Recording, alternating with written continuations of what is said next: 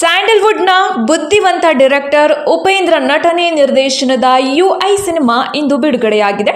UI cinema ಈ ವರ್ಷದ ಬಹುನಿರೀಕ್ಷಿತ ಕನ್ನಡ ಸಿನಿಮಾಗಳಲ್ಲಿ ಒಂದು. ಕನ್ನಡದ ಪ್ರತಿಭಾನ್ವಿತ ನಿರ್ದೇಶಕ ರಿಯಲ್ ಸ್ಟಾರ್ ಉಪೇಂದ್ರ ನಟಿಸಿ ನಿರ್ದೇಶನ ಮಾಡಿರುವ ಸಿನಿಮಾ ಇದು. ಈಗಾಗಲೇ ಉಪೇಂದ್ರ ಅವರು ತಮ್ಮ ಡಿಫರೆಂಟ್ ಸಿನಿಮಾಗಳಿಂದಲೇ ಹೆಸರು ಮಾಡಿರುವ ನಟ.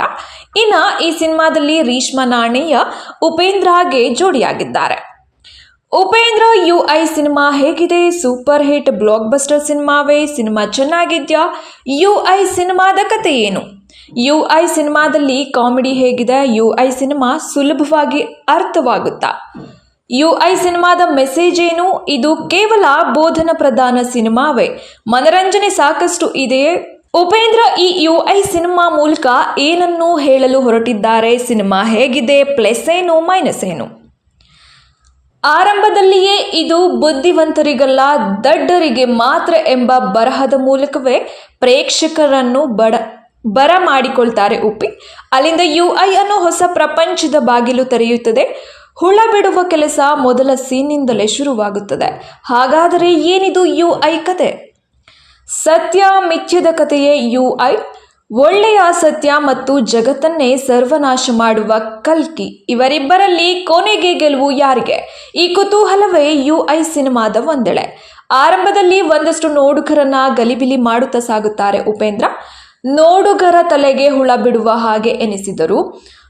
ಬರುತ್ತಾ ಚಿತ್ರ ನಮ್ಮನ್ನ ಆವರಿಸಿಕೊಳ್ಳುತ್ತದೆ. ನೋಡುಗನಿಗೆ ಇದು ಟಿಪಿಕಲ್ ಉಪಿ ಸಿನಿಮಾ ಎಂಬುದು ಮನವರಿಕೆ ಆಗುತ್ತಲೇ ಹೋಗುತ್ತದೆ. ಇದು ಸಿನಿಮಾದೊಳಗಿನ ಸಿನಿಮಾ ಕತೆ ಎಂದು ಮೊದಲೇ ಹೇಳಿ ಉಪೇಂದ್ರ ನಿರೀಕ್ಷಣಾ ಜಾಮೀನು ಪಡೆದು ಕಥೆಯನ್ನ ಶುರು ಮಾಡ್ತಾರೆ.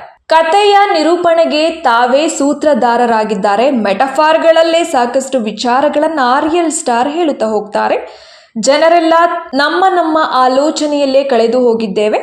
ಮೆದುಳಿನಿಂದ ಅರ್ಥಾತ್ ಆ ಆಲೋಚನೆಗಳಿಂದ ಹೊರ ಬಂದರೆ ಮಾತ್ರ ಏನಾದರೂ ಬದಲಾವಣೆ ಸಾಧ್ಯ ಎಂದು ಟೈಟಲ್ ಕಾರ್ಡ್ನಿಂದಲೇ ಹೇಳಲು ಆರಂಭಿಸುತ್ತಾರೆ. ವಾರ್ನರ್ ಟೀಸರ್ ನೋಡಿದಾಗ 2040ರಲ್ಲಿ ಏನೆಲ್ಲ ಆಗಬಹುದು ಎಂದು ಭವಿಷ್ಯದ ಬಗ್ಗೆ ಉಪ್ಪಿ ತೋರಿಸಿದ್ದರು. ಅದು ಕ್ಲೈಮ್ಯಾಕ್ಸ್ನಲ್ಲಿ ಬರುವಂಥದ್ದು. ಆದರೆ ಅದಕ್ಕೂ ಮುನ್ನ ಸದ್ಯದ ಪ್ರಪಂಚದ ಕತೆ ಹೇಳುತ್ತಾ ಹೋಗ್ತಾರೆ. ನಮ್ಮನ್ನ ಆಳುವ ನಾಯಕ 5 ವರ್ಷಕ್ಕೆ ಮಾತ್ರ ಬರುವ ಮಹಾಯುದ್ಧ. ಅಲ್ಲಿಯವರೆಗೂ ಜನ ಮಲಗಿರುತ್ತಾರೆ, ತಮ್ಮದೇ ಭ್ರಮಾಲೋಕದಲ್ಲಿ ವಿಹರಿಸಿರುತ್ತಾರೆ ಎಂದು ಬಿಡಿಸಿ ಹೇಳುತ್ತಾರೆ. ಮುಂದೆ ಸತ್ಯ ಹಾಗೂ ಭ್ರಮೆ ರೂಪ ಕೊಟ್ಟು ಅಸಲಿ ಕಹಾನಿ ಶುರು ಮಾಡ್ತಾರೆ. ಪ್ರಕೃತಿ ಮೇಲಿನ ಜನರ ದೌರ್ಜನ್ಯದಿಂದ ಸತ್ಯ ಹಾಗೂ ಕಲ್ಕಿ ಹುಟ್ಟಿದ್ದಾರೆ.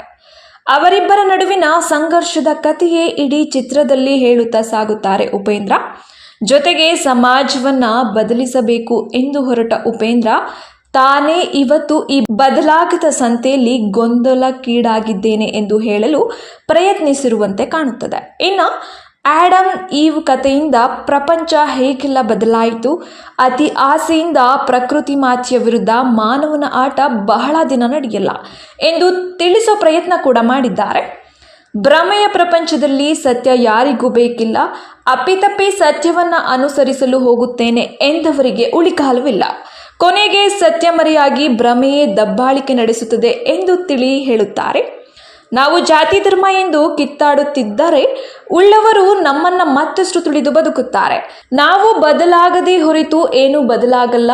ಬೇಕಿರುವುದು ಮೊಬೈಲ್, ಕ್ರಿಕೆಟ್, ರೀಲ್ಸ್, ಮಂಗಳ ಗ್ರಹಕ್ಕೆ ಹೋಗುವುದಲ್ಲ, ದೇಶದ ರಕ್ಷಣೆಗೆ ಅತ್ಯಾಧುನಿಕ ಶಸ್ತ್ರಗಳಲ್ಲ, ಸ್ವಚ್ಛ ಸಮಾಜ, ನ್ಯಾಯ, ನೀತಿ, ಸತ್ಯ ಎಂದು ಉಪಮಾನಗಳಲ್ಲೇ ಚಿತ್ರಿಸಿದ್ದಾರೆ. ಅಲ್ಲಲ್ಲಿ ಕೆಲ ಉಪಿ ಶೈಲಿಯ ಡೈಲಾಗ್ಗಳು ಪ್ರೇಕ್ಷಕರಿಗೆ ಕಿಕ್ ಕೊಡುತ್ತದೆ.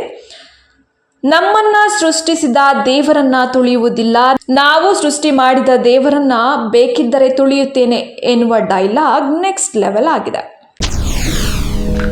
SSTV ಸಿನಿಮಾ ಜಗತ್ತಿನ ಕ್ಷಣ ಕ್ಷಣದ ಸುದ್ದಿಯೊಂದಿಗೆ.